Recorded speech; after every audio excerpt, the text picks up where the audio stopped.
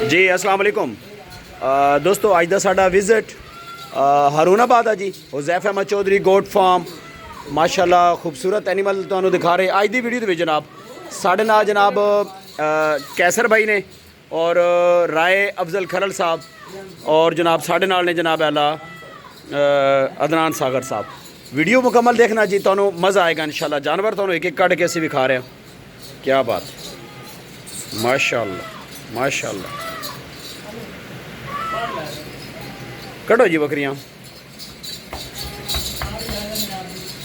कमाल माशाल्लाह। ऐ नहीं बकरी, ऐ नहीं रखो बकरियाँ जनाब। असी बढ़िया बाहर पे कट दें अंदर, इत्थे वीडियो सही बनेगी। ले आओ जी पठ ले आओ भाईजान, माशाल्लाह। पट्ठा जनाब बाहर कड्डो तो फिर बार बार बार बार कड्डो जी, कड्डो। ले आओ जी ले आओ,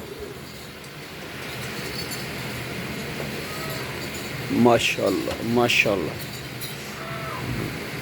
हो गया पूरी जी, कड्डी ने और ये दरवाज़ा बंद करो जी।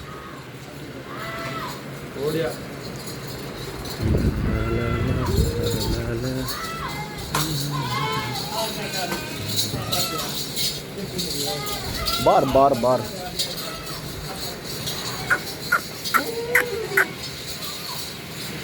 राय अफजल साहब जनाब आला एक एक बकरी का मुआयना कर रहे हैं और एक एक बकरी दे उत्ते इंशाल्लाह अज इन्हां को रोशनी पवावांगे वीडियो दे विच। इंशाल्लाह तुहानू मज़ा आएगा जनाब। साढ़े नाल एक्सपर्ट मौजूद हैं जनाब इस वीडियो। ले आओ जी ले आओ,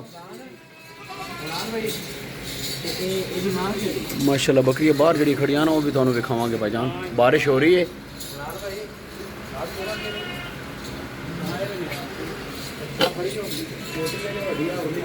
माशाल्लाह जी माशाल्लाह। क्या बात, कितनी करनी ने बाहर?